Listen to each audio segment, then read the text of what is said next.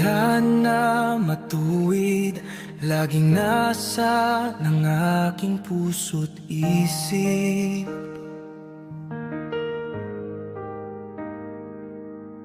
Sa daang mabuti, nawa ako'y maihati.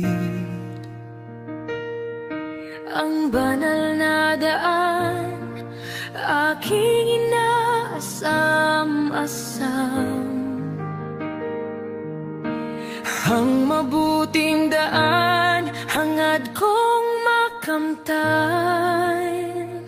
Kaya't ako'y gabayan at huwag nawang pabayaan ang tagapagligtas. Sana'y aking masumpungan upang ang mabuting daan ay aking malakaran.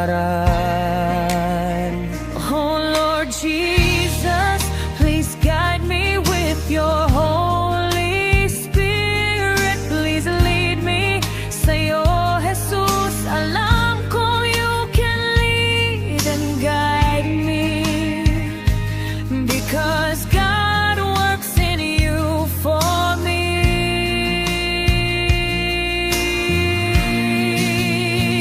Oh Holy Spirit, please lead me. Yes, Holy Spirit, please guide me. Sa'yo, Jesus, alam kong you can lead and guide me, because God works in you for me. Lumiliwanag na araw, nais kong sa puso ko'y maikintan.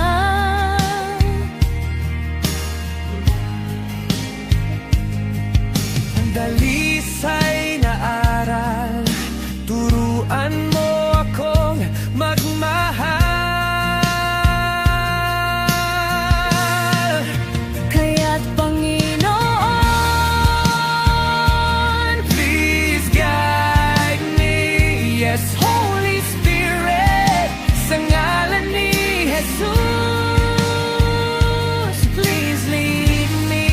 Sa'yo, Jesus, alam kong you can lead and guide me, because God works in you. Oh, Holy Spirit, please lead me. Yes, Holy Spirit, please guide me. Sa'yo, Jesus, alam kong you can lead and guide me, because God works in you for me. Sa mabuting daan, ayoko nang mahiwalay sa daan ng katotohan. Nais kong manahan sa daan ng katuwiran. Nasa ng puso ko naway pakinggan. Kaya Jesus, yes Lord Jesus, please lead and guide me, because God works in you for me. Kaya Jesus, with your Holy Spirit, Please lead and guide me, because God works in you for me. salamat sa Diyos, sa isang mabuting pastor. Salamat sa'yo, Ama, sa iyong anak at tagapagligtas na si Jesus. Salamat, Ama, sa mabuting daan. Salamat, Ama, sa mabuting daan. Salamat po, aming Ama. Salamat po, aming Diyos Ama.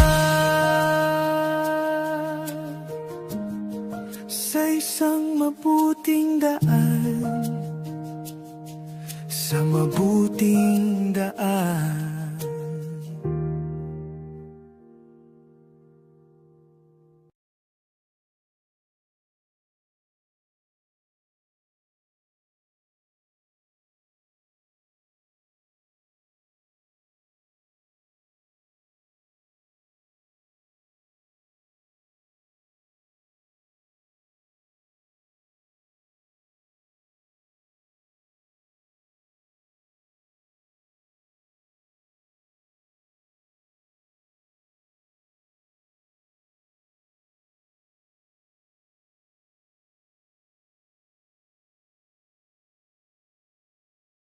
Good morning po sa lahat ng ating mga kapatid, sa lahat ng ating mga ka-Bible study na dumadalo po ngayon dito sa ating pag-aaral ng mga salita ng Diyos. Welcome po sa ating programa, ang Mabuting Daan Worldwide Bible Study sa Facebook Live, sa YouTube Live. Linggo po ngayon ng June 14, 2026. Live po ang ating Bible study mula po rito sa lungsod ng Baliwag sa lalawigan ng Bulacan. Sa mga bago pa lamang po sa ating YouTube channel, Facebook page, kung pwede pong makahingi ng favor na kayo po yung mag-subscribe, paki-like and share ang ating mga video sa inyong mga kamag-anak, mga kaibigan at mga kakilala nang sila po'y ating makasama sa ating Bible study. Pagka po kasi tayo subscriber, pwede po tayong palaging ma-update, mabigyan ng notification ng Facebook at ng YouTube pagka tayo po'y mayroong mga live streaming at meron tayong mga bagong upload na videos. Kung ready na po ang ating mga kapatid, mga ka-Bible study sa Facebook at sa YouTube, hindi ko na po iisa-isahin na babatiin kayong lahat. Binabati po ang lahat ng mga narito ngayong umaga. Sa mga nasa abroad at sa mga nandito sa Pilipinas na nandyan po ngayon sa online, sa Facebook at YouTube. Meron po ngayong 28 sa kasalukuyan na nasa YouTube live. Facebook live po, meron pong 7 na naka-register. Just in case po na magka-problema po sa Facebook Live, kagaya po nung nakaraang Friday na tayo po'y nag-live, nagka-problema po ang Facebook, lipat po tayo sa YouTube kung sakali po na muling magka-problema sa Facebook. Ngayong umaga po ay umpisa na po tayo sa ating paksa na pag-aaralan. Kung handa na po ang mga kapatid, ang ating mga ka-Bible study, ang ating paksa kung bakit mapalad ang mga hindi nakakita na sumasampalataya sa Panginoong Hesus ayon sa Biblia. Ito po ang ating paksa na pag-aaralan po sa umaga pong ito. Kung bakit mapalad ang mga hindi nakakita na sumasampalataya sa Panginoong Hesus ayon sa Biblia. Pag-aaralan po natin, mga kapatid, ang paksang ito at aalamin natin ang dahilan kung bakit sinabi po ng Panginoong Hesus yung salitang ito na mapalad ang mga hindi nakakita na sumasampalataya. Doon po sa aklat ng Juan, Kapitulo 20, 29, sa ang Biblia na salin, sinabi sa kanya ni Jesus, kausap po ng Panginoong Hesus si Apostol Tomas, sapagkat ako'y nakita mo ay sumampalataya ka. Mapapalad ang hindi nakakita, gayon may sumasampalataya. Mga kapatid, sa Facebook at sa YouTube, nabasa po ba natin na ang ating Panginoong Hesus mismo ang may sabi? na sabi niya kay Apostol Tomas, sapagkat ako'y nakita mo ay sumampalataya ka. Ano ba ang nangyari, mga kapatid? Kasi nabuhay na mag-uli ang Panginoong Hesus. Nung una siyang magpakita sa mga apostol, wala doon si Apostol Tomas. Hindi siya presente Naibalita lang sa kanya ng mga kasamahan niyang mga alagad, mga apostol na nabuhay na mag-uli si Jesus Christ. Itong si Apostol Tomas, hindi siya naniniwala doon sa mga sinabi sa kanya ng mga kasamahan niyang mga apostol. Ang sa kanya to see is to believe. Nagbigay siya ng kondisyones malibang makita ko ang mga butas sa kanyang mga kamay. Maidaiti ko ang aking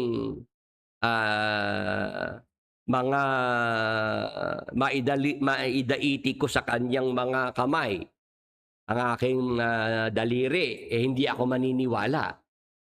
Ganun po yung si Apostol Tomas. Kaya yung kasabihan na to see is to believe, sa kanya nang galing yon, mga kapatid O ngayon, dumating yung pagkakataon na nagpakitang muli ang Panginoong Hesus sa kanyang mga alagad.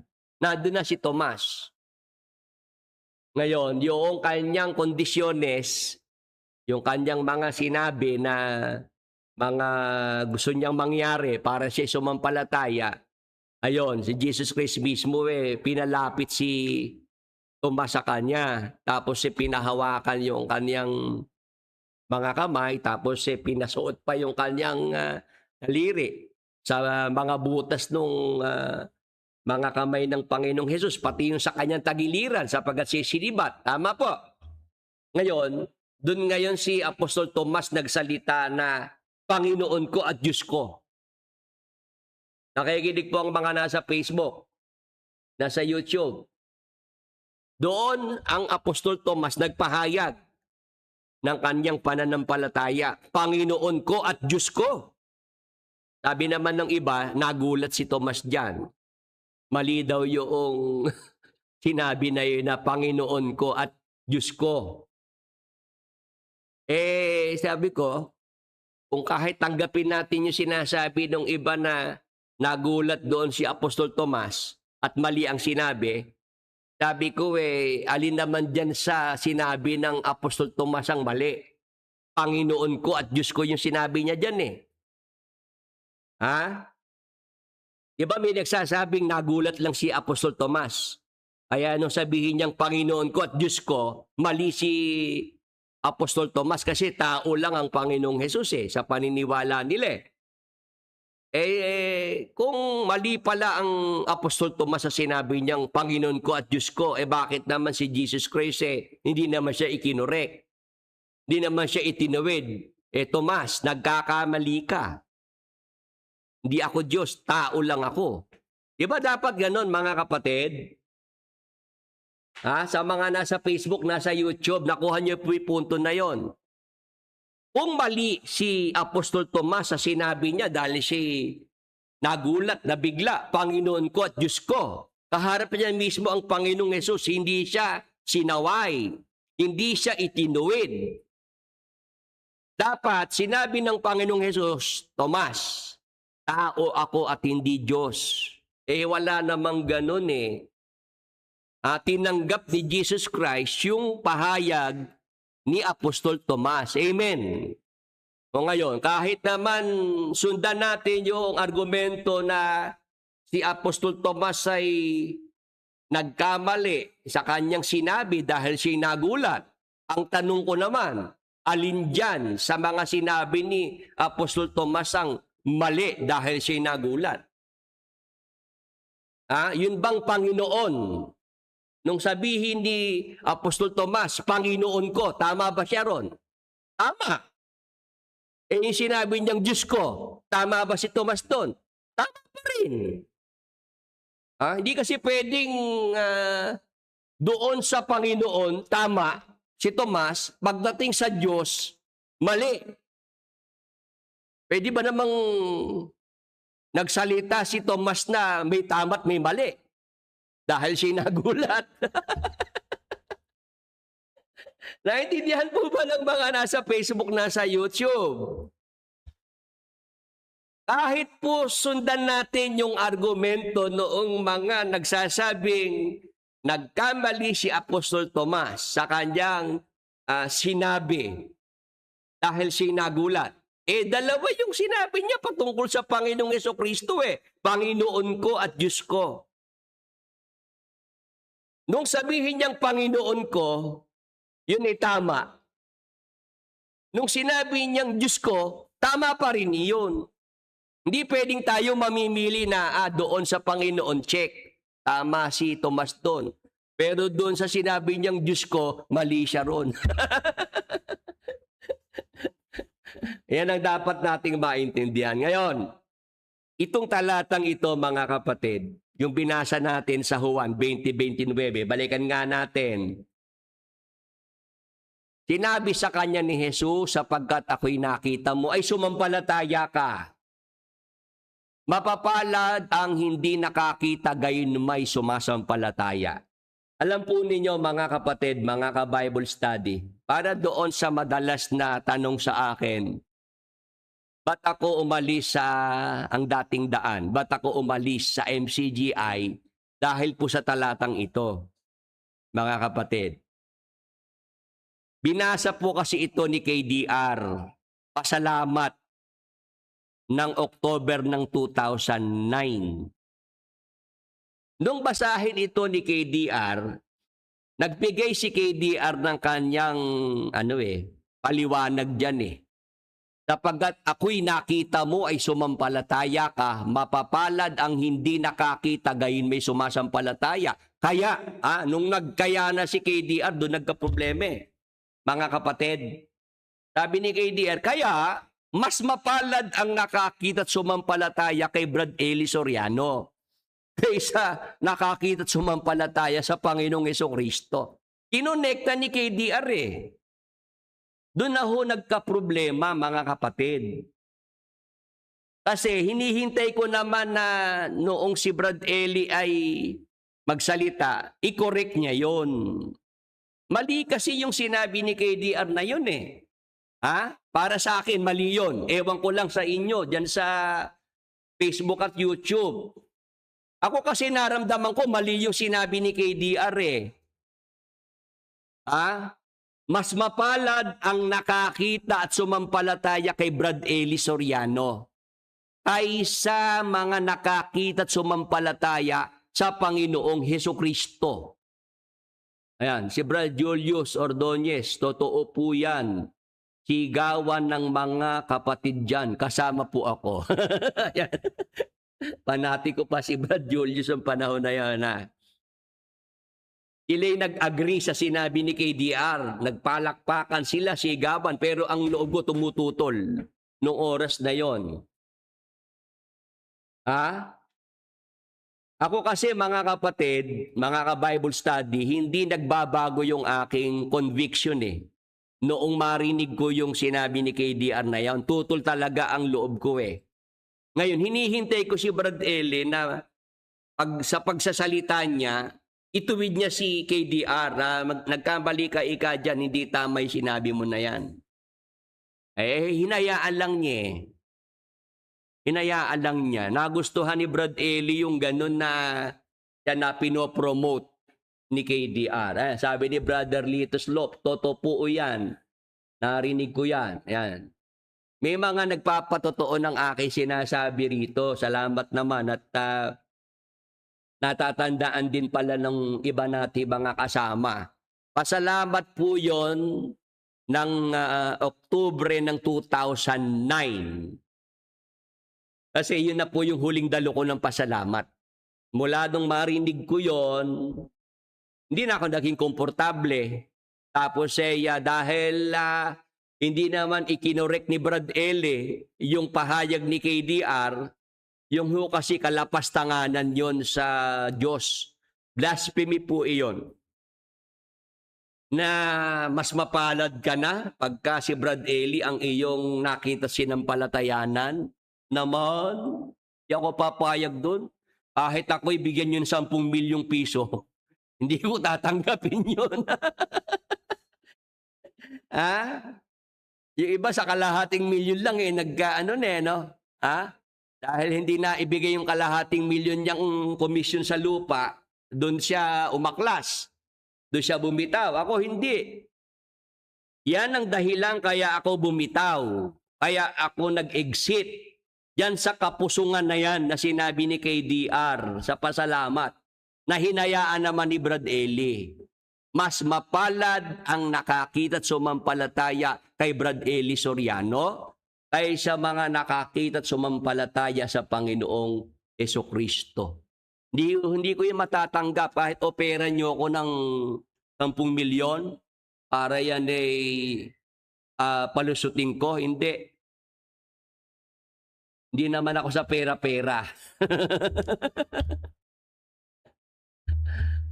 Kukumpara mo si Brad Eli kay Jesus Christ. Ang layo naman. Layo. Saka hindi pwede. Hindi pwede. Si Jesus Christ, siya ang kahapon. Siya ang ngayon at magpakailanman. Hebreo 13:8.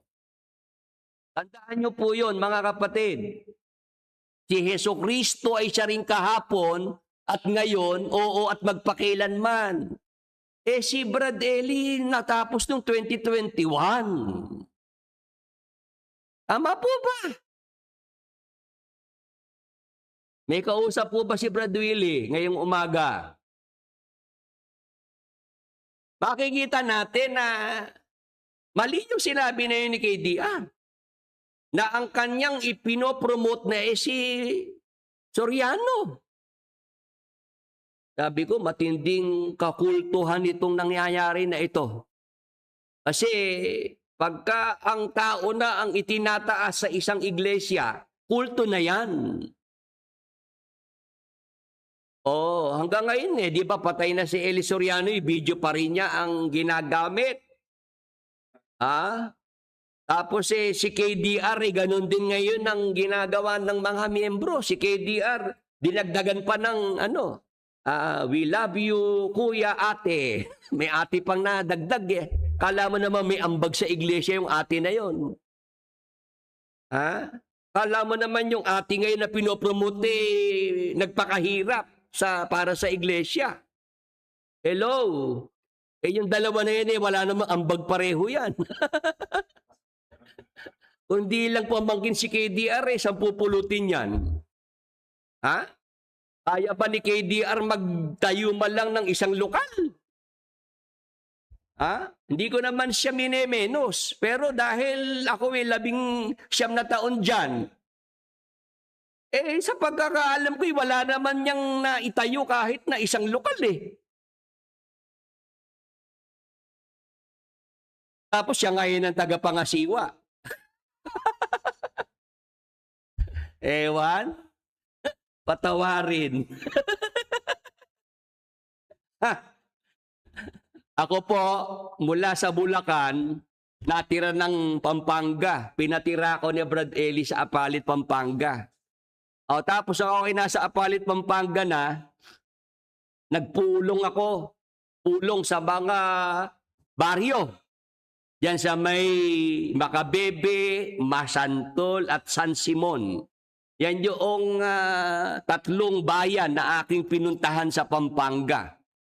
Nung ako po'y magpulong diyan, mangaral ang mga salita ng Diyos, may mga nahikayat na mga miyembro. May mga natayo na mga lokalis. Yun yung sinasabi ko na hindi nagawa ni KDR. Parating nyo sa kanya, kahit itong video na ito, mapanood niya. Sa budihin niya, alam niya yung totoo yung sinasabi ko Hindi nga siya nangangaral Yung kinikwento niya nung bata pa siyang maliit, siya'y humahati na kay Brad Eli. Diba?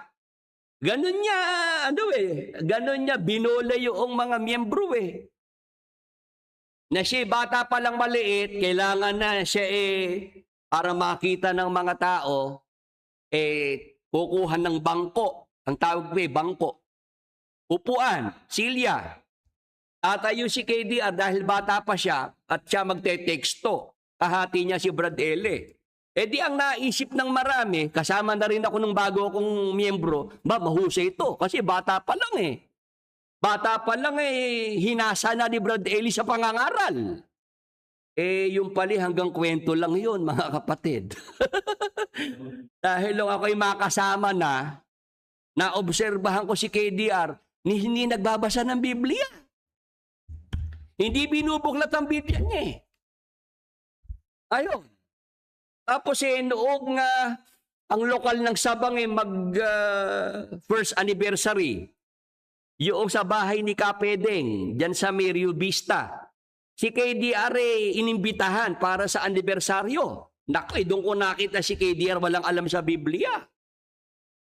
May hinahanap na talata, hindi makita. Kaya pala noong bago manalangin, nananangis ng matindi si KDR. Talagang umiiyak at hanggang manalangin umiiyak kasi yung palang talata na hinahanap niya, hindi niya makita-kita. At sabi niya, nung nagsasalita na siya, nung buklatin niya yung Biblia, sakto nakita ko yung hinahanap ko. Sabi ko, nakachamba lang pala. Ay, nako. Nagagalit ngayon sa akin yung mga bago. Kasi hindi naman nila alam eh. Bago lang sila. Nung sila maging miyembro, si Brad Eli nasa abroad na. Yung iba naman si Brad Eli patay na nung sila maanib. Kaya hindi nila kilala kung sino talaga si KDR. Ang nakakakilala kay KDR, yung mga nakasama niya. Yung mga matagal na rin ang inilagi sa samahan. O ngayon, naalala ko lang mga kapatid, mga ka-Bible study, itong talata na binabasa natin ngayong umaga. Ito ang dahilan kaya ako nag-exit. Kaya po ako umalis. Dahil nga noong basahin nito ni KDR, yung salita ng Panginoong Hesus, balikan natin yung kanyang sinabi kay Tomas, 20:29 ng Juan.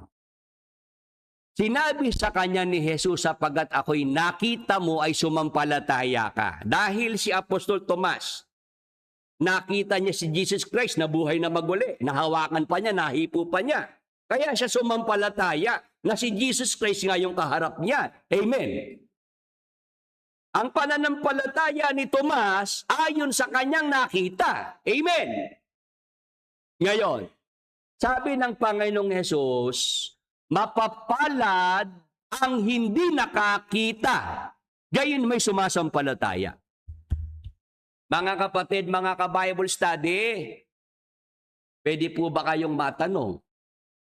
Kayo po ba ay sumasampalataya sa Panginoong Hesukristo? Pwede po bang mag-amen yung mga sumasampalataya sa Panginoong Hesukristo? Bakit ko po yan tinatanong? Kasi si Apostol Tomas, nakita niya si Jesus Christ, kaya siya sumampalataya. Tayo pong mga magkakasama ngayong umaga, kung tayo po'y sumasampalataya sa Panginoong Hesukristo, hindi naman natin siya nakita. Tama po. Amen po ba? Sa mga nasa Facebook, nasa YouTube. Tayo po, mga hindi nakakita kay Jesus Christ, pero tayo po'y sumasampalataya kay Jesus Christ. Amen.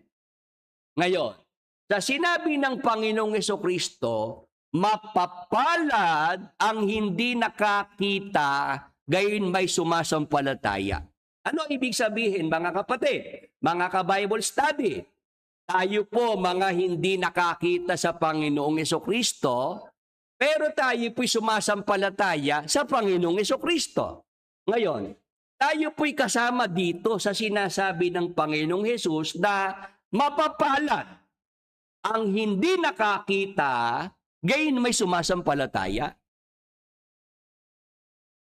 Sa mga nasa Facebook, nasa YouTube, meron pala tayong kapalaran.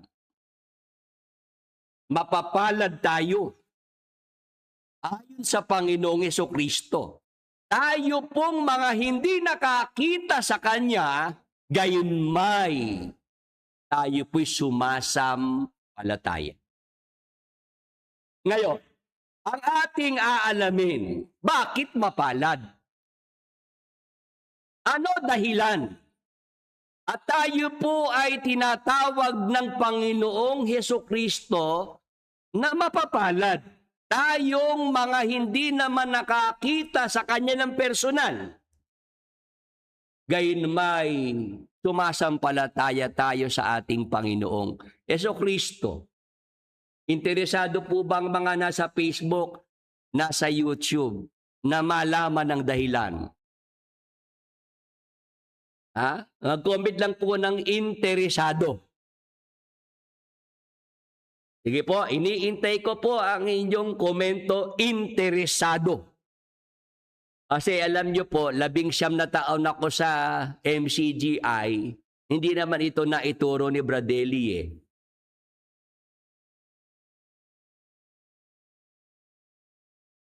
Wala pong pagtuturo si Bradley tungkol dito sa paksang ito.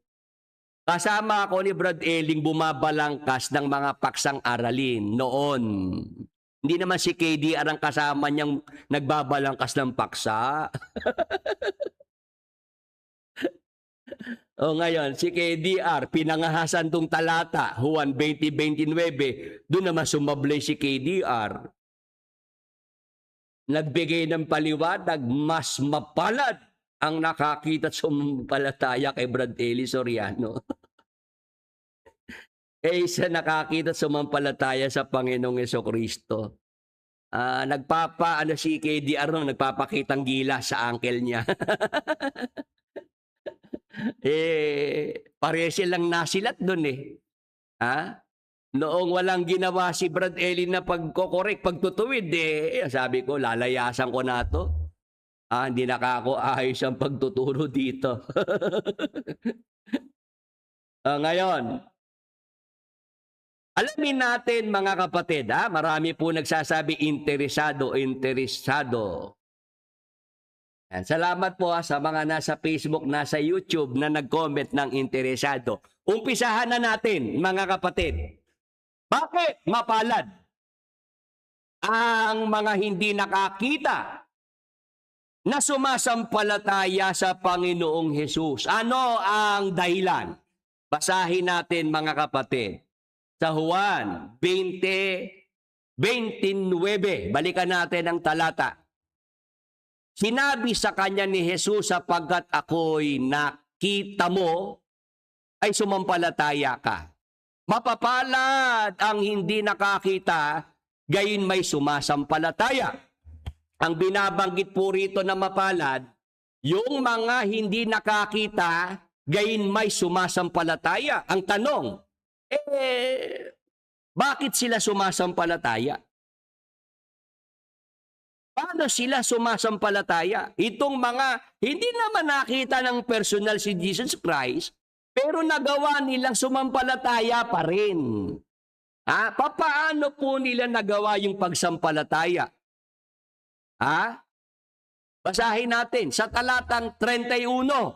Ngunit, ang mga ito ay isinulat upang kayo'y sumampalataya na si Jesus ang Kristo, ang anak ng Diyos. At sa pagsampalataya ay magkaroon kayo ng buhay sa kanyang pangalan. Mga kapatid, mga ka-Bible study sa Facebook at YouTube, sinabi ng Panginoong Hesus, mapapalad ang hindi nakakita, gayon may sumasampalataya.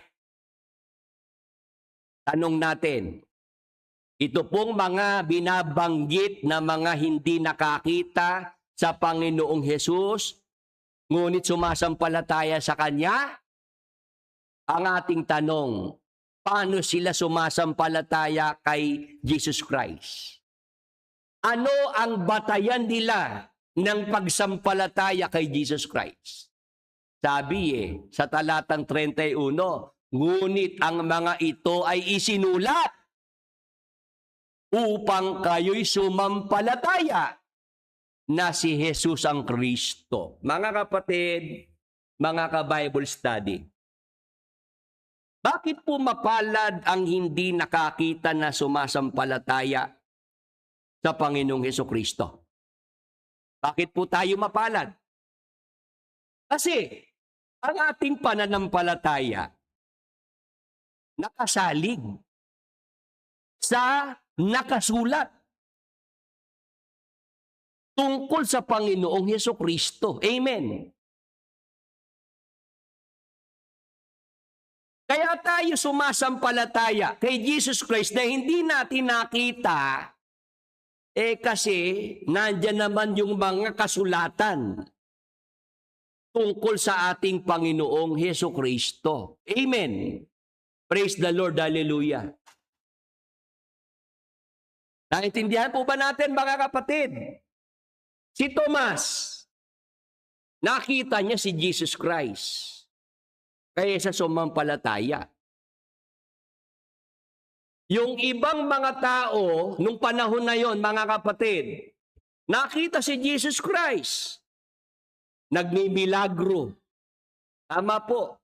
Nagpapakain ng libu-libong tao. Bumubuhay pa ng patay.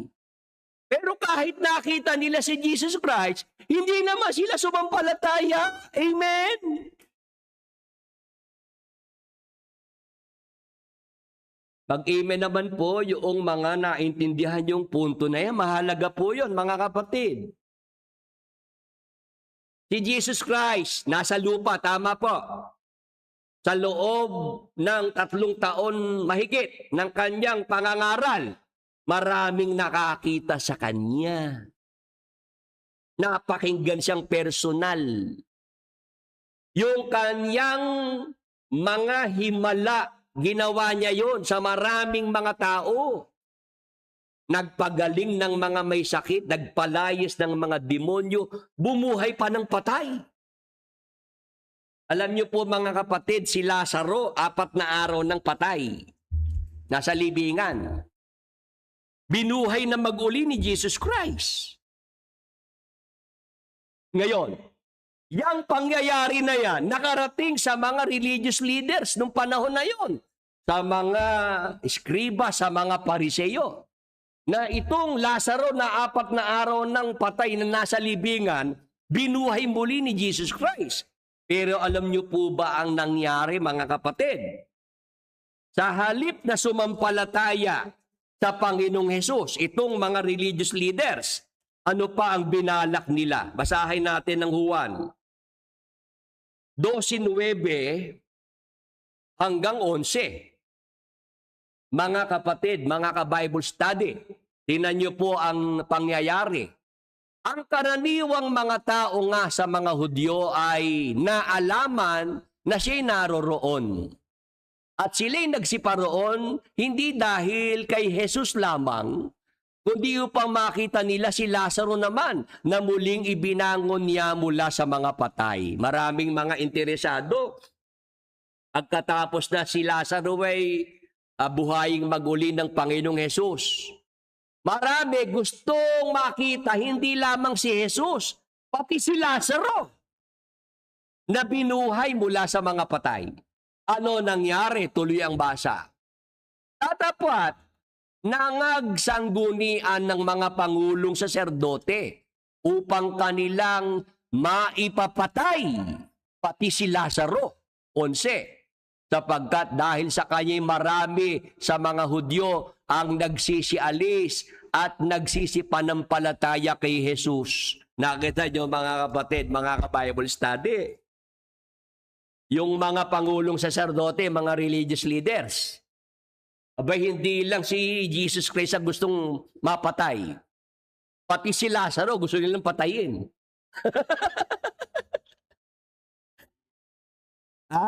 Kasi, threat, banta sa kanila eh. Delikadong posisyon nila eh. Ito yung buhay na ebidensya. Si Lazaro mula sa mga patay, binuhay ni Jesus Christ. Okay, sa halip na sumampalataya, ang gusto nilang mangyari, ang balak nila, patayin si Jesus, pati si Lazaro, naloko na.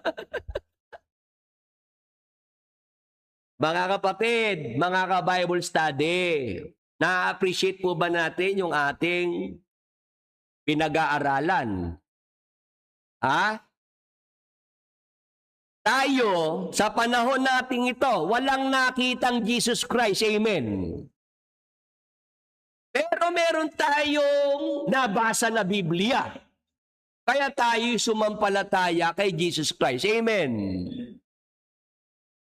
Yung mga tao sa panahon ni Jesus Christ, nakita siya, napakinggan siya ng personal. Nakita yung kanyang mga himala. Pati yung pagbuhay sa patay kay Lazaro, nakita nila. Pero hindi sila sumampalataya sa ating Panginoong Jesucristo. Tayo po mga kapatid, walang nakitang Jesus Christ.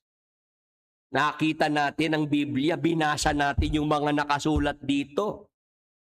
Pinakilala sa atin si Jesus Christ. Tayo po'y sumampalataya. Kaya sinabi ng Panginoon, mapapalad ang mga hindi nakakita, gayon may sumasampalataya. Kasi ang ating batayan ng ating pananampalataya sa Panginoong Jesucristo yung mga nakasulat.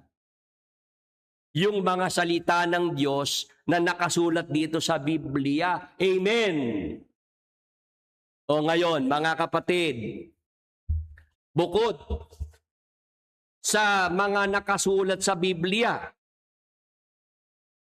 paano pa tayo nagkaroon ng pananampalataya sa ating Panginoong Jesucristo? Bagamat siya hindi natin nakita ng personal. Basa sa Roma 10:17. Ito po ang ating mababasa. Kaya nga ang pananampalataya ay nanggagaling sa pakikinig. At ang pakikinig ay sa pamamagitan ng salita ni Kristo. Roma 10:17. Ang bagong ang Biblia po na salin. Mga kapatid, mga ka-Bible study sa Facebook at YouTube. Paano tayo pong mga hindi naman nakakita sa Panginoong Jesucristo ay sumasampalataya sa Kanya? Bukod sa tayo po'y mayroong binasang Biblia, meron naman po tayong pinakinggan. Amen. Amen po sa mga nasa Facebook at nasa YouTube. Ang pananampalataya po natin sa Panginoong Jesucristo nakabatay sa ating mga binasa sa Biblia at sa ating mga napakinggan na mga salita ng Diyos na ipinangaral sa atin. Amen. Praise the Lord. Hallelujah. Yan, sabi ni Attorney Lingad, 46 years na raw siya. Natakpan niyo ang message sa Facebook Basahin ko lang, sabi ng isang abogado. For 46 years, ngayon ko lang nalaman na yang pati si Lazaro naging target ng mga religious leaders sa Jerusalem. Kasi kailangan mabura si Lazaro Kasi siya yung pinakamalakas na na ebidensya nung panahon na yun Kaya ako po mga kapatid, noong ako po'y maging active na sa healing ministry, may mga sakit, may mga karamdamang gumaling. Pinagaling sila ng Panginoon, hindi naman ni Brad Willie Hindi na ako nagulat noong mayroong mga oposisyon, yung mga kumukontra na gustong pasubalian yung nangyaring mga gumaling. Diba? Yung mga inatake ko na maniniwala kay Willie Santiago. Diba? Kinakantsawan nila yung bigyan ng bagong eardrum. Nangangantsaw yung mga fanatics May video naman na mismong yung tao nagpapatotoo na yung kanyang pandinig bumalik. Nakarinig siya uli. Ayaw pansinin. Ayaw pansinin at yung kantsaw noong mga leader nila ang kanilang binibigyan ng pansin. Boy eardrum ang tawag sa akin. Nung umpisa, boy tutuli eh. Nung masagot ko na sila doon, tumigil eh. Ganun naman yung mga yun eh. Hindi kasi expected ni Brad Ellie na kaya kong i-counter yung kanyang sinasabi eh. Tinan niya yung kanyang daliri nilagay doon sa tenga. Kadiri. Nung basahin ko mismong si Jesus Christ yun ang ginawa eh. Nilagay ni Jesus Christ, sinuot yung daliri doon sa tenga noong bingi eh. Tigil. Ang ibig ko lang sabihin mga kapatid, kahit nandiyan na milagro, na pag talaga hindi sumasampalataya, hindi bibigyan ng pansin yun eh. Tama po. Yung kay Lazaro na lang, binuhay ni Jesus Christ, nasa libingan yun, 4 na araw na. Binuhay ni Jesus Christ, nabalitaan ng marami yun. Kaya nga interesado silang makita, hindi lang si Jesus, pati si Lazaro. Sabi ng mga religious leader, dapat pati si Lazaro patayin na rin.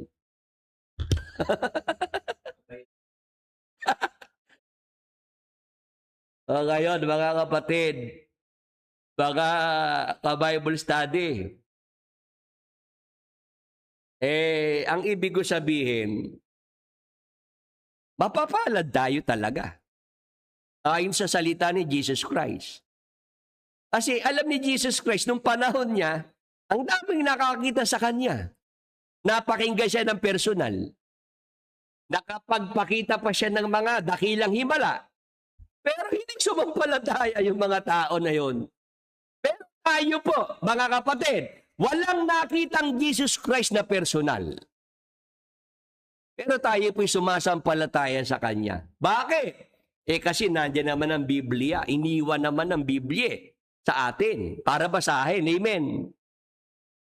Tapos, meron namang mga kinakasangkapan ng Diyos para maipangaral ang mga salita ng Diyos sa Biblia. Binabasa para mapakinggan ng mga tao. Amen. Ako po mga kapatid, sabi ko nga, doon sa libro, yung Pinoy Walking Bible, kung kayo po'y may kopya na, nakabili na. Bata pa lang po ako, si Brad Willie. Hindi ko pa nabasa ang Biblia noon, mga kapatid. Pero binasa ko po yung mga kwento ng Biblia sa mga libro.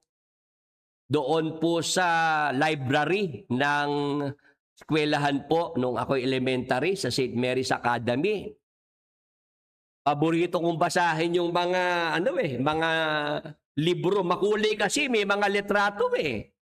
Kaya alam ko na yung kwento tungkol kay Jonas, yung kinain siya ng malaking isda. Alam ko na yun, bata pa ako eh. Amazed ako, namamangha ako doon sa kwento na yun eh. Tapos yung kay Samson. Alam ko na si Samson. Alam ko na yung si David at Goliath. Bata pa lang ako kasi binasa ko na eh, yung mga libro na yun, kwento ng Biblia. Tapos nanood pa ako ng Superbook, Flying House. Noong ako'y bata pa, yun ang mga cartoon na gustong-gusto ko nung araw, mga kapatid.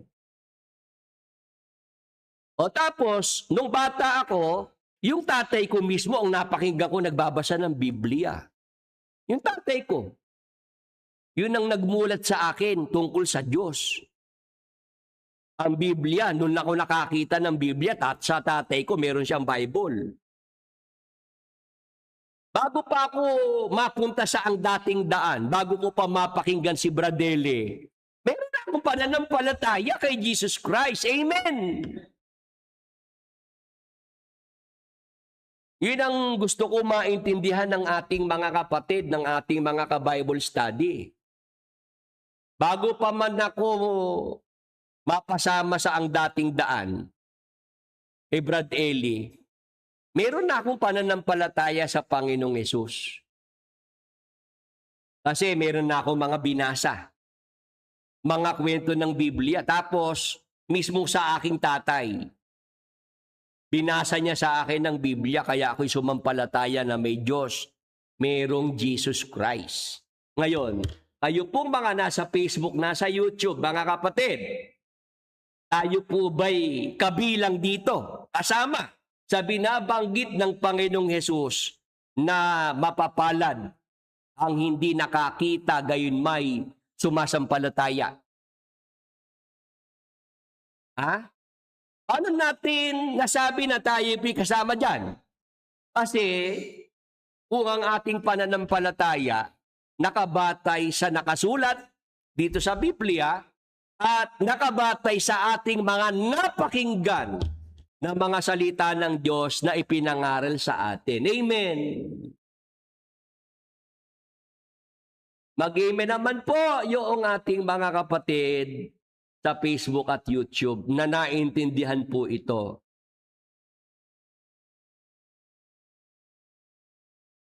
Tayo po ay sumasampalataya sa Panginoong Hesukristo, mga hindi naman siya nakitang personal. Pero dahil meron tayong mga binasa at meron tayong mga napakinggan tungkol sa ating Panginoong Hesukristo, kaya tayo po ay mga sumasampalataya. O ngayon, ang ating tanong ganito. Anong katunayan, mga kapatid, na dapat tayo pong mga tagasunod, mga alagad ng Panginoong Hesukristo, mga Kristiyano, dapat talaga ang ating pananampalataya hindi nakabatay sa nakikita, mga kapatid. O basahin natin. 2 Korinto 5:7 sa Magandang Balita Biblia na salin. Sundan niyo po ang basa. Sapagkat namumuhay tayo batay sa pananampalataya sa Panginoon at hindi sa mga bagay na nakikita. Nakikinig po ang mga nasa Facebook, nasa YouTube. Bilang mga Kristiyano, sumasampalataya, dapat mamuhay tayo batay sa pananampalataya sa Panginoon. Hindi sa mga bagay na nakikita. Meron po kasing mga tao sumasampalataya sa Panginoon nakabatay sa kanyang nakikita. Sinasabi niya, God is good. Ang bait-bait ika talaga ng Diyos. Kasi ika, ang dami kong pera ngayon. Pagka marami siyang natatanggap na mga blessing, ay salamat sa Diyos. Talagang lagi niyang sinasabi, bukang bibig niya, God is good talaga. Dahil dito sa mga blessing, sa mga pagpapala. Dahil sa nakikita. Pero pagka nandiyan na mga problema, pagka siya ang problema dumadating na sa buhay niya, nag-iisip-isip, Diyos, talaga bang ikaw ay totoo?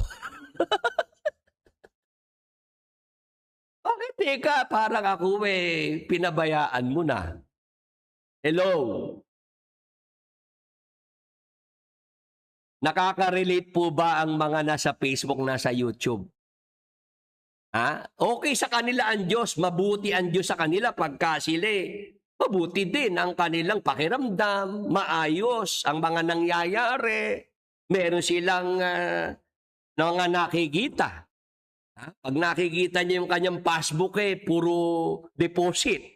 At milyon na ang nakadeposito sa bangko. Ay, ano na siya noon? Panatag na loob niya at meron ng peace of mind. Nakapagod siya nakikita.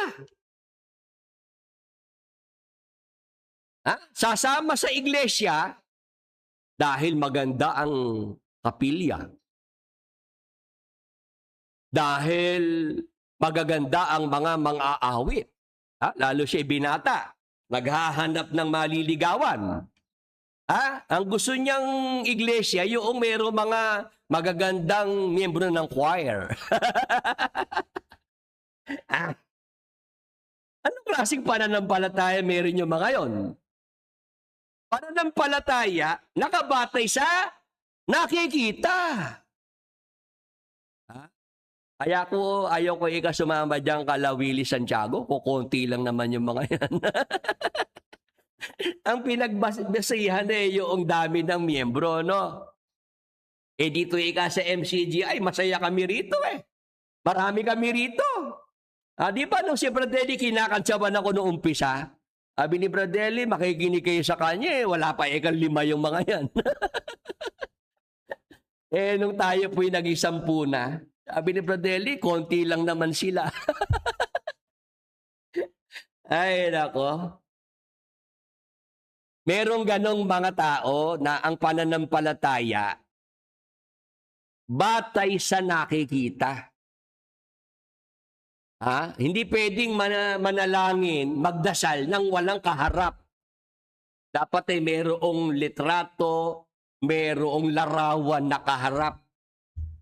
Ang Diyos si Espiritu, amen. Ba't kailangan magdasal sa harap ng rebulto? Sa harap ng imahen? Sa harap ng larawan? Naman.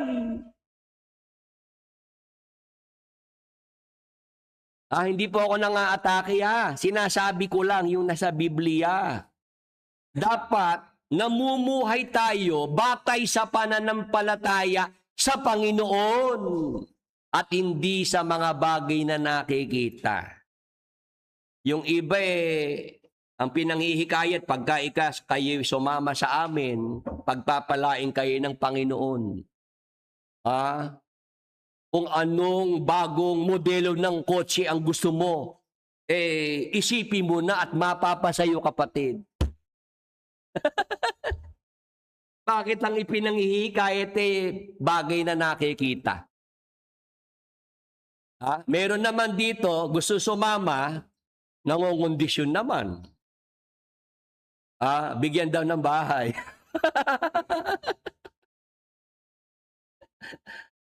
Ayan, sila'y nakabatay ang pananampalataya sa nakikita.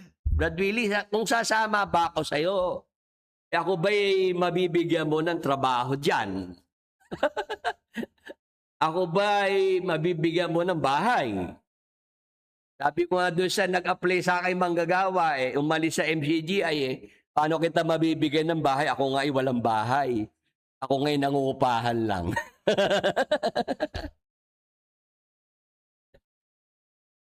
Mga kapatid na nakikinig, mga ka-Bible study, ang pananampalataya po kasi, may 2 klase po iyan. Isang pananampalataya na natural. Natural faith. Ang natural faith po ay yung pananampalataya na nakabatay sa nakikita. Yung nakabatay sa 5 senses. Mga kapatid na nakikinig, mga ka-Bible study. Yung kay Apostol Tomas, natural faith yun. Sumampalataya siya dahil meron siya nakita. To see is to believe. Alam nyo, may mas mataas na klase ng pananampalataya kaysa sa natural faith. Ano po yon? Supernatural faith. Yung supernatural faith, hindi nakabatay ang pananampalataya sa mga bagay na nakikita. Hindi nakabatay ang pananampalataya sa kanyang 5 senses. Amen. Yung natural faith, to see is to believe. Pero yung supernatural faith, believe and you will see. Amen. Praise the Lord. Hallelujah. Meron po ba tayong natututunan ngayong umaga? Sa mga nasa Facebook, nasa YouTube, mamili po tayo. Anong klaseng faith ang gusto po nating mataglay? Natural faith? Ito yung kay Tomas. Kailangan meron munang makita. Kay Tomas na pananampalataya yun. Pero yung supernatural faith, kahit wala pang nakikita, pero sumasampalataya ka na. Parang si Abraham. Si Abraham, nung siya utusan ng Diyos, Abraham, umalis ka dyan sa lugar mo.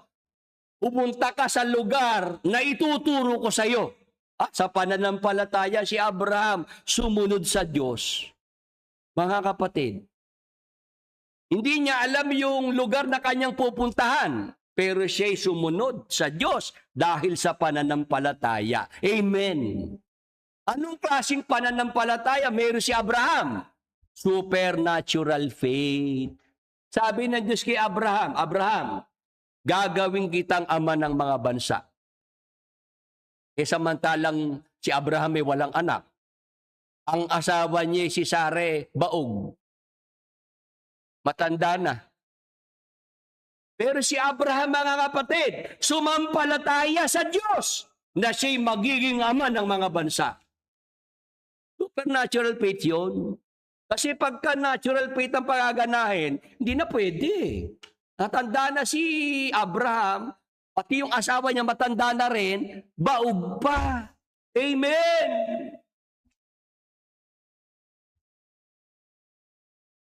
Sa mga nasa Facebook, nasa YouTube, amen po ba?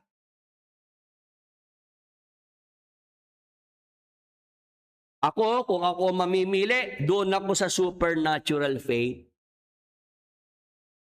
Kasi yun talaga yun talaga ang hinahanap ng Diyos sa atin. Mga kapatid, mga ka-Bible study, tayo'y namumuhay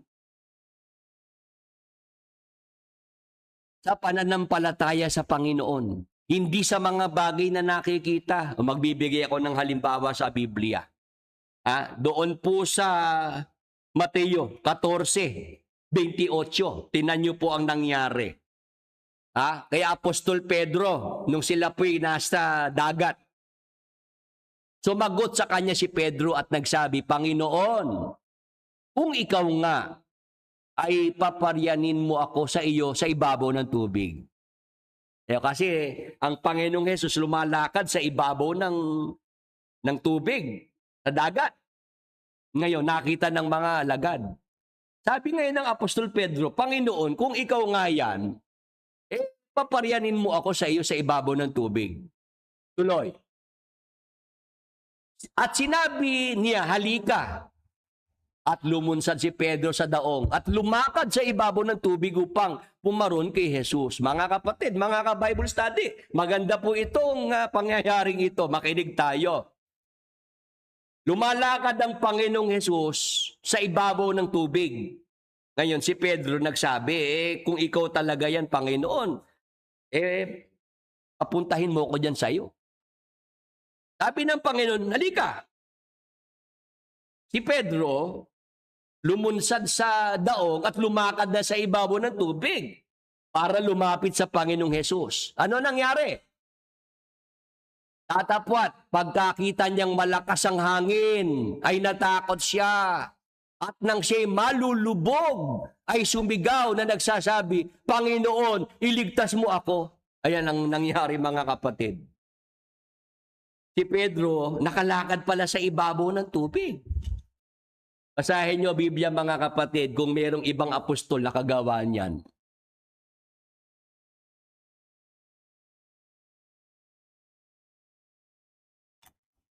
Meron ba sa inyo nagbasa ng Biblia? Meron ba kayo nabasang ibang mga apostol sinubukan niyang ginawa ng Apostol Pedro na yan? Ako kasi, ang nabasa ko, si Pedro lang talaga ang nakagawa niyan sa mga apostol.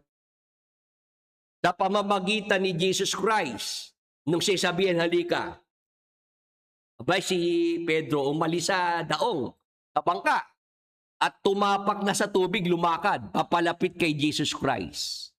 Kaya lang ang nangyari, mga kapatid, Pagkakita niyang malakas ang hangin, natakot siya.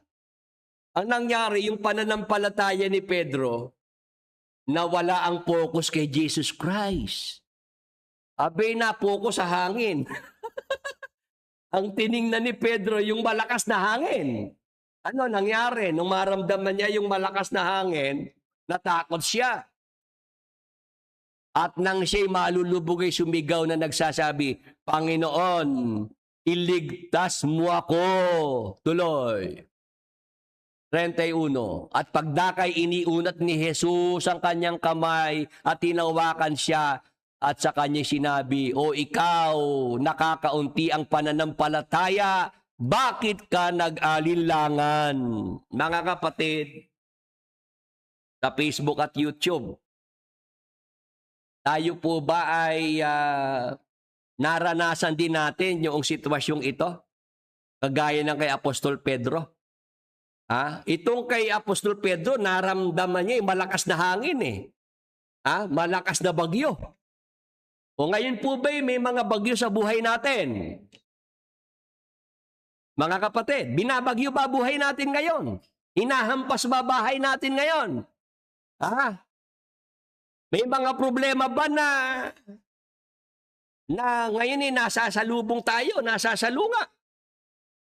O, paano tayo makakasurvive, makakalampas sa mga problema na yan, mga kapatid?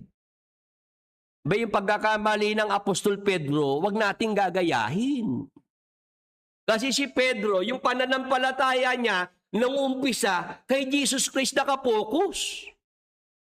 Ang nangyari, binali niya sa iba. Nawala kay Jesus Christ ang focus, kaya ang Apostol Pedro nag-umpisang lumubog. Tama po. Kung ngayon siya lumulubog na, Panginoon, tulungan mo ako, iligtas mo ako. Ano ibig sabihin, mga kapatid, mga ka-Bible study? Kailangan tayo po sumasampalataya. Amen. Anong klaseng pananampalataya? Dapat hindi nakabatay sa nakikita. Alam niyo po, mga kapatid, nung ako po ay mag-umpisa nung 2010, wala pa po ito Facebook Live. Talagang kung ano po yung aking sinasampalatayanan, sabi ko, merong ibinigay ang Diyos sa akin eh. May ipinagkaloob siya. Meron akong kakayahan para mangaral, magturo ng salita ng Diyos sa mga tao. Pinanghawakan ko yun, mga kapatid. Kahit saan ako makarating, talagang ginagawa ko yung pangangaral ng salita ng Diyos sa mga tao. Iniisip ko lang nung araw dito sa Bulacan. Tapos mas nilakihan ko na sa buong Pilipinas kakumbal lang makapangaral ako. Mga kapatid, yun ang aking sinasampalatayanan na ipagkakaloob ng Diyos Hindi ako nagbatay sa nakikita. Mga kapatid. Basta ako, ginawa ko lang yung dapat kong gawin. Tuloy-tuloy lang. Tinaga ko lang din, mga kapatid. Pagka nga binalikan nyo yung aking mga video noong 2016 sa Facebook, makita nyo po yung background ko ron dinding. Misa mga upuan pa na monoblock ang aking background. Ano po? Tapos naglagay ng kortina. Yan. Talagang ginawa ko po yung live na nung umpisa talaga lang kung meron na nakinig sa akin na 4, 5, masaya na ako nung araw Kasi para pansinin ka ng mga tao, tama po ba? Kinakantsawan pa ako ni Brad Eli noon na pinahihina ni Brad Eli loob ko ng panahon na yun Pakikinig kayo dyan ilan lang naman sila. Lahat po yun, mga kapatid, ang pinagana ko'y pananampalataya. Hindi po ako nagpa-distract, hindi po ako nagpadala sa mga kantsaw. Hindi ako pinanghinaan ng loob. Tuloy-tuloy lang, mga kapatid. O dahil sa pananampalataya. O ito, mga kapatid, namamangha nga ako sabi ko 16 years. 16 years ka ako, 2010, 20, 26, 16 years. Pero ka ako, ano rin, hindi na ako masama. Tama po. Yung aking akong inumpisahan, yung aking pagod sulit naman. Ha? May mga sumampalataya, may mga nagtiwala, may mga napaakay naman. O sila yung mga naakay natin para maglingkod sa Panginoon. Sabi ko, sulit din yung pagpupuyat. Tama po. Di naman kasi yan sa paramihan, mga kapatid. Kasi pagka pinagbatayan mo yung nakikita mo di ba dapat marami? Brad Pili, di ba dapat marami na tayo? Kasi nasanay sa MCGI. Hindi ganun sa Biblia.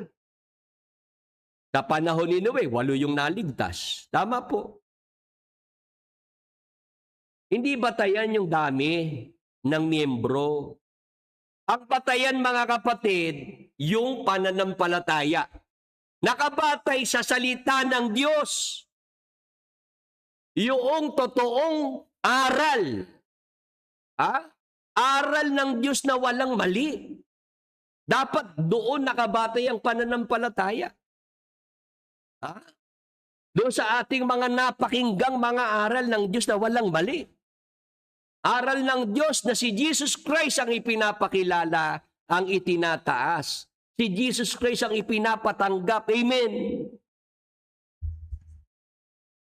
Yun po, mga kapatid, ang gusto ko pong maintindihan ng ating mga kapatid, ng ating mga ka-Bible study. Pananampalataya na nakabatay sa pananampalataya sa Panginoon. Hindi nakabatay sa nakikita, sa mga bagay na nakikita. Halimbawa, may sakit ka. Pinag-pray ka para sa kagalingan. Kung ikaw ay merong supernatural faith, dapat, sampalatayanan mo na yung kagalingan nasa iyo, na natanggap mo na. Brad Willie, makirot pa rin ni Ika yung tuhod ko Huwag mong pansinin yung kirot. Ilakad mo, ilakad mo. Diba? Ipagpag mo. Mawawala yung kirot ng tuhod mo. Amen. Kasi yung iba, hindi, makirot pa masakit pa Wala pa siguro. Dapat po ang pananampalataya ay supernatural faith. Pagka ang pananampalataya mo supernatural faith, diyan ka mas maraming makikita at mararanasang mga himala ng Diyos. Batay po yan sa aking karanasan. Nagkakaintindihan po, mga kapatid. Supernatural faith. Noon ngang mga nakaraan, may nakausap ako Exeter, gusto na magpakamatay. Nalulungkot ako. Kasi, sabi ko, nakapag-exit nga sa kulto. Kaya lang ang nangyari naman nawala naman talaga ng oras na sa Diyos. Hindi na po makaalaala sa Diyos, sumamba sa Diyos, pumuri sa Diyos. Ang naharap puro kaibigan, puro pagsasaya. Nung dumarating na mga problema, ano po, eto naman, doon na nakakaramdam na siya lugmok, siya nanghihina. Ang naisip na lang magpakamatay. Sabi ko, kapatid, huwag niyo sayangin ang buhay. May purpose yan. Gamitin niyo ng wasto. Ako po marami rin problema ang pinagdaanan, pero nalampasan ko sa tulong ng Panginoon. Kasi may pananampalataya ako sa Diyos Ang pananampalataya ko, God will provide. Amen. Praise the Lord. Hallelujah. Ayo po ba, ganyan din ang inyong paniniwala? Pananampalataya, God will provide. Brad Willie, ang dami ko ng problema Gabundok na Brad Willie, problema ko. Aba, ang Diyos kako natin mas malaki sa bundok. Amen. Ang problema ko, Brad Billy, kasing laki na ng barko. Sabi ko, kahit kasing laki ng barko, problema mo, ang Diyos naman kayang magbigay ng solusyon, silawak ng dagat. Amen.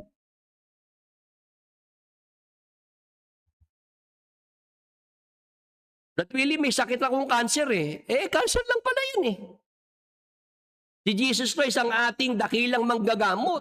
Kahit cancer, kayang pagalingin. Amen. Dapat po supernatural faith, mga kapatid.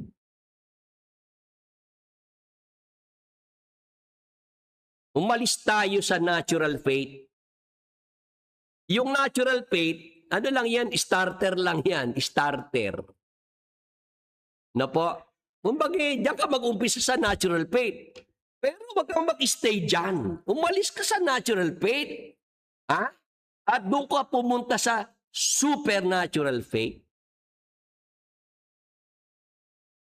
Nagkakaintindihan po. 74 sa YouTube Live. Praise the Lord. Facebook Live, 13. Ba? Marami ang ating mga kasama ngayong umaga. Ako po, mga kapatid, mga ka-Bible study, sa edad kong ito, 52, matanda na rin po, ano? Ha? Ibig sabihin, alam na ni Brad Willie sinasabi niya.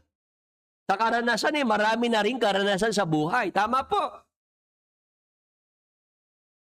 Ito kasi ang hindi naiisip ng maraming mga exiter, mga dati kong kasama.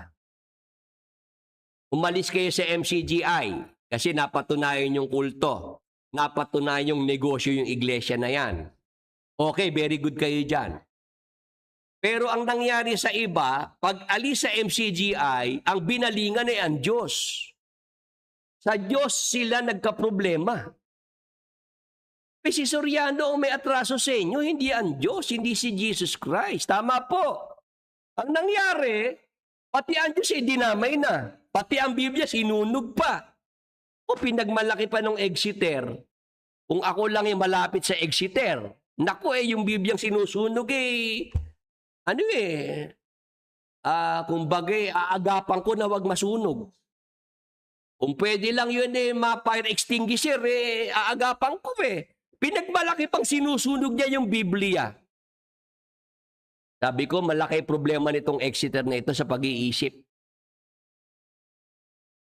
Oo, para yung Biblia sunugin mo, aklat ng Diyos yan Salita ng Diyos yan, susunugin mo. Pagka ang Diyos ang gumanti sa'yo, yung panununog na ginawa mo sa Biblia, ikaw ang susunugin niya kako. Ha? Ganito yan, mga kapatid. Lalo yung mga dumadanas na ngayon ng problema, depression, gusto na magpakamatay. Ito kasi ang inyong ginawa tinanggihan nyo ang Diyos Si Soriano ang nagka-problema Si Soriano ang nambudol sa inyo, hindi naman si Jesus Christ Di ba? O ngayon pati ang Diyos inyo nang binabaliwala. Ang nangyayari, open na open kayo kay Satanas ngayon. Target kayo ng dyablo. Madali niya kayo katakihin. Lalo't kayo, gusto nyong mapag-isa na lang kayo. Ayaw nyo na maki-fellowship. Ayaw nyo nang dumalo sa pagsamba. Yan ang aabutin talaga. Di ko kayo tinatakot. Talagang yan ang mangyayari. Tingnan nyo si Job. Hindi naman siya basta-basta nagalaw ni Satanas di ba? Humingi pa ang dyablo, si Satanas, ng pahintulot sa Diyos. Bago niya galawin si Job. Kasi si Job, lingkod ng Diyos, may proteksyon ng Diyos. Amen. Humingi pa ng pahintulot si Satanas sa Diyos para si Job magalaw niya. Pati yung mga anak ni Job, pati yung kanyang mga tinatangkilik na ari-arian. Pati si Job, mabigyan niya ng sakit. Amen. Sa lingkod ng Diyos, humingi pa ng pahintulot si Satanas. Sa Diyos, humingi siya ng permiso. Eh, ayaw mo sa Diyos. Tinatanggihan mo na ang Diyos. Si Satanas ba'y manghihingi pa ng permiso sa Diyos para ikigalawin? Hindi na. Hindi ka naman sa Diyos eh. Amen. Sige, yung mga nandito, parating nyo sa ibang Exeter, yung sinasabi kong ito. Kaya madali na kayong galawin ngayon ni Satanas, guluhin ang buhay nyo. Bigyan kayo ng mga ganyang mga depresyon para kayo magpakamatay. Kasi wala na kayo sa proteksyon ng Diyos. Lumabas kayo sa proteksyon ng Diyos eh. Araw ng linggo, pagsamba, nasan kayo? Nasa pasyalan. Nasa kainan. Nakikita ni Satanas, ito pala mga Exeter sa MCJ na ito eh. Wala nang bahagi ang Diyos sa buhay nila. Hindi na nananalangin yung mga ito eh. Hindi na sumasampa. Sige nga. Yun ang sinasabi natin. Ako po mga kapatid, mga ka-Bible study, nakaranas din ng salakay ng atake ni Satanas. Maraming beses. Pero kahit ako'y mabuwal, nakakabangon uli. Amen. Kahit ako'y mabuwal, nakaka-recover. Ang matwid ay nabubuwal na makapito, bumabangon uli. Amen. Ba't nakakabangon? Binabangon ng Diyos. May Panginoon na nagbabangon. Kapag tayo nadapa, yun ang kaibahan ng may Diyos sa buhay kaysa sa wala. Yan ang dapat po nating maintindihan mga kapatid, mga ka-Bible study. Tayo po, mamuhay. Basahin natin ang 2 Korinto 5:7. Sabi ng Apostol Pablo sa mga Kristiyano sa Korinto, sapagkat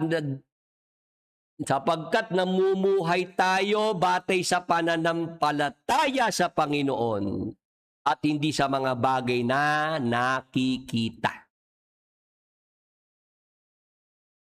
Huwag tayong kagaya ng iba na ang pananampalataya nakabatay sa nakikita, nakabatay sa paningin, sa material. Ano po?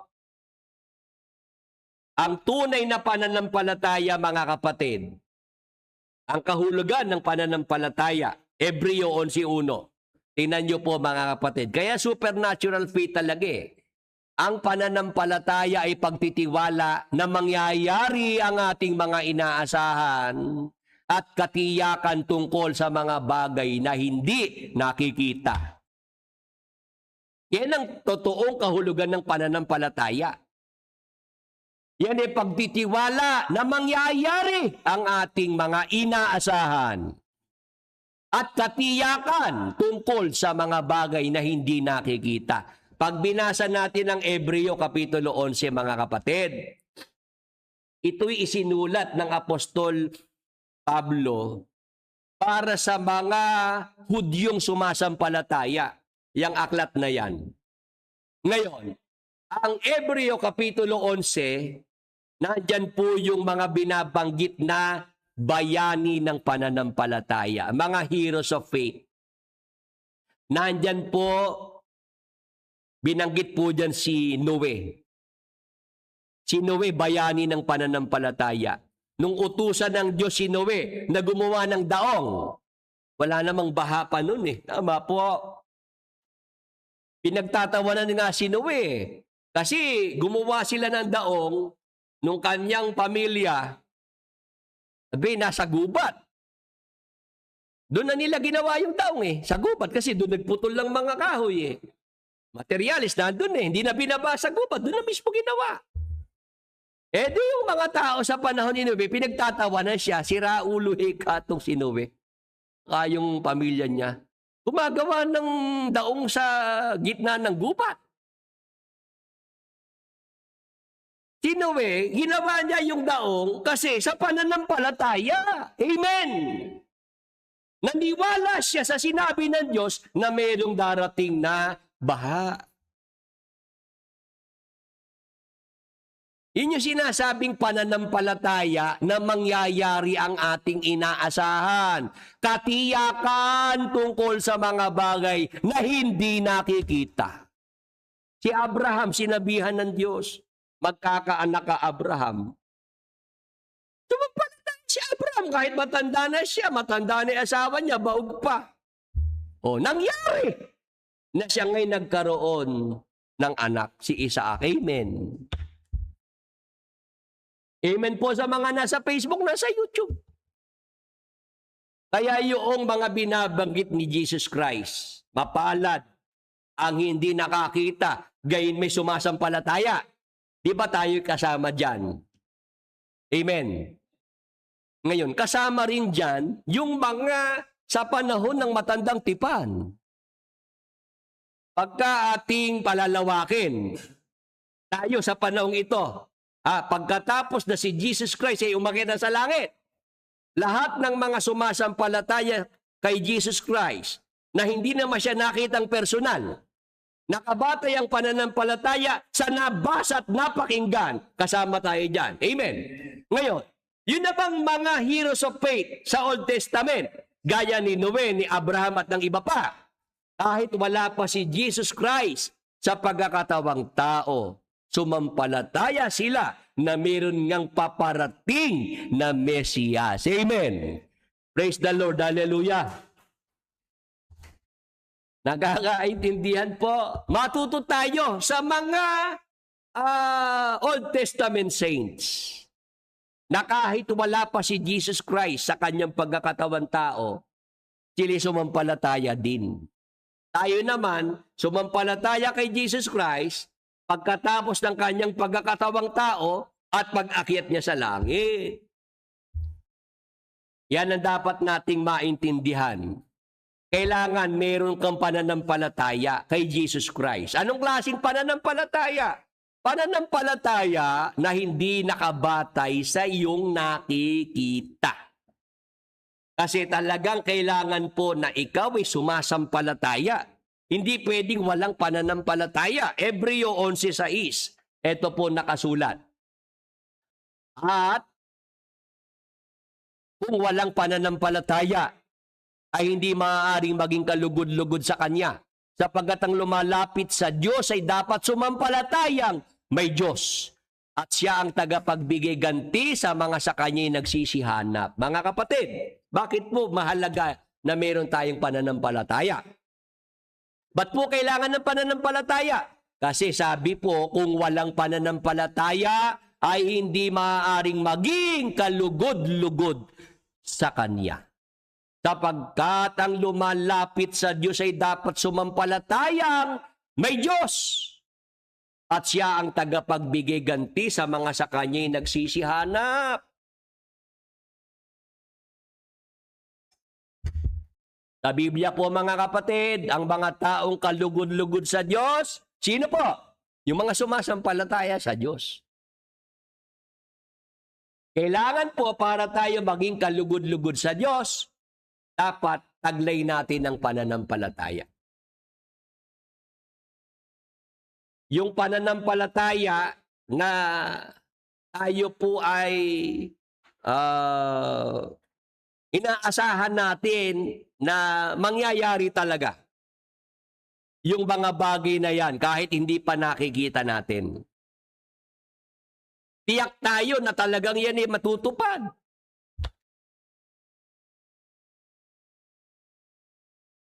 Yun ang pananampalataya mga kapatid. Meron kang kahilingan sa Diyos. Yung kahilingan na yan hindi pa nangyayari. Pero sa puso mo, sinasampalatayanan mong nangyari na. Natanggap mo na. Amen. Ganun po kasi ang totoong pananampalataya. Kahit wala pa, hindi pa nagmamanifest physically, pero yun inaangkin mo na nasa iyo na.